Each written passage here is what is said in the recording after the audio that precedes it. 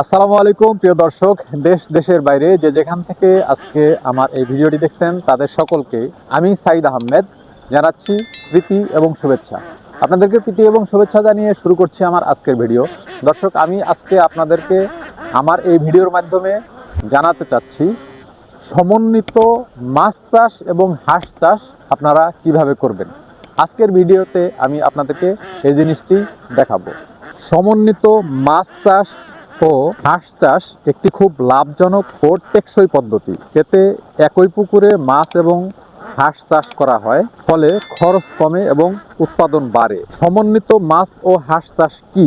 একই পুকুরে মাছ চাষের পাশাপাশি হাঁস চাষ করা হয়। হাঁসের বিষ্ঠা পুকুরে পড়ে প্রাকৃতিক খাবার তৈরি করে, যা মাছের খাদ্য হিসেবে কাজ করে। সমন্বিত মাছ ও হাঁস চাষ করার ক্ষেত্রে যে কাজগুলো আমাদেরকে করতে হবে, প্রথমেই পুকুর নির্বাচন। যদি পুকুর নির্বাচনের কথা বলি, আমরা আপনাদেরকে দেখাচ্ছি আমরা পুকুরটা কিভাবে করেছি।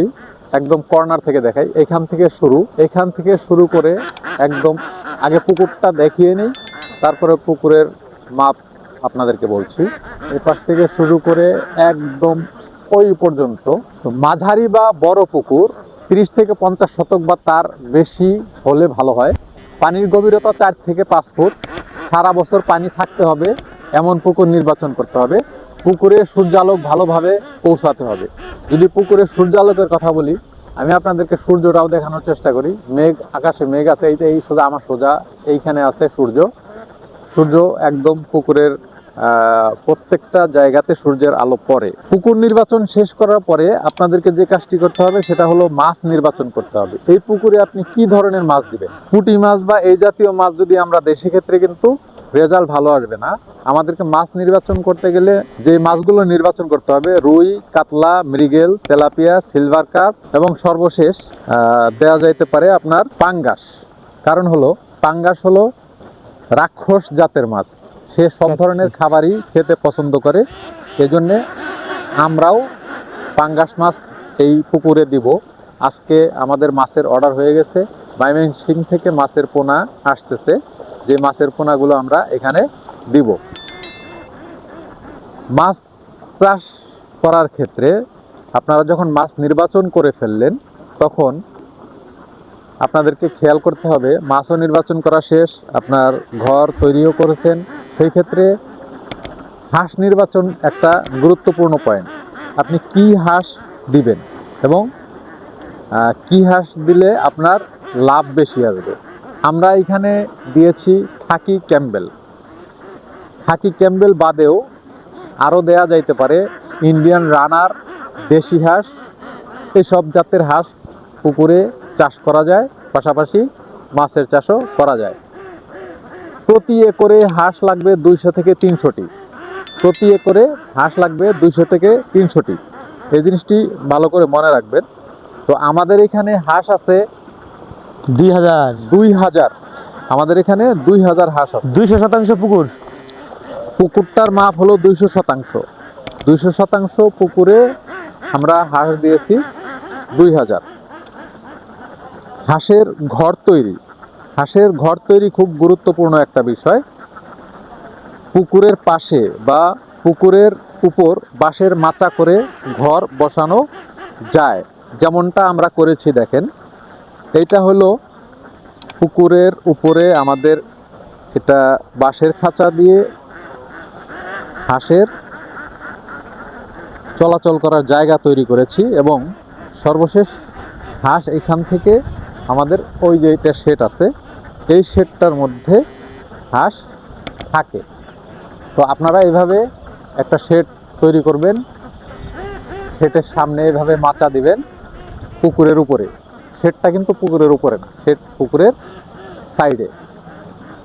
খাদ্য ব্যবস্থাপনা, হাঁস নিজেরাই পুকুরের ছোট মাছ পোকামাকড় খায়। অতিরিক্ত খাদ্য, ভুসি, ধান, খুদ, হাঁসের বিষ্ঠা মাছের প্রাকৃতিক খাদ্য হিসেবে কাজ করে।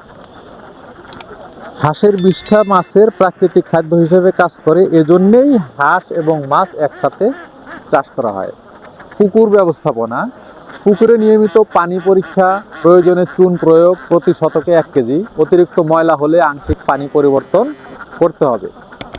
লাভের দিক, মাছের খাদ্য খরচ কমায়, মাছের খাদ্য খরচ কমায়, হাঁস থেকে ডিম ও মাংস পাওয়া যায়। আমরা যেই জাতের হাঁসটি এখানে লাগিয়েছি এটা মূলত ডিমের জন্যেই। আর যতদিন ডিম দিবে, প্রায় 18 মাসের মতো ডিম দিবে, ডিম দেওয়া শেষে এটা মাংস হিসেবে আমরা বিক্রি করব। একই জমি থেকে দ্বিগুণ আয়।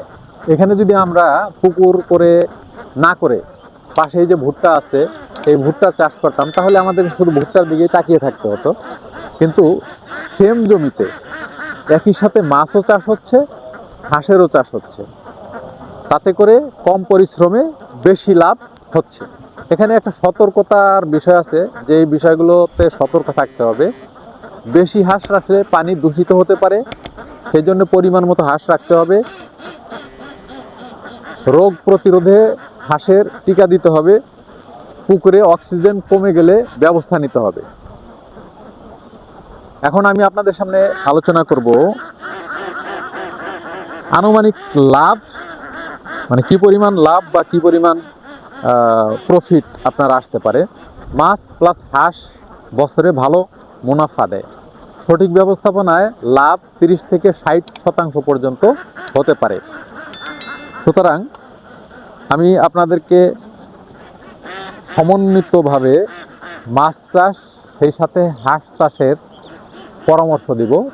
যারা নতুন খামার করতে চাচ্ছেন, যাদের মোটামুটি অঙ্কের জমি জায়গা আছে, যারা ইচ্ছা করলেই একটু পুকুর করতে পারবেন, তাদের জন্য বলছি আপনারা সমন্বিতভাবে মাছ চাষ এবং হাঁস চাষ করে নিজের জীবনের ভাগ্যকে বদল করতে পারেন আল্লাহর ইচ্ছায়। তো দর্শক, এই ছিল আমাদের আজকের ভিডিওর বিষয়।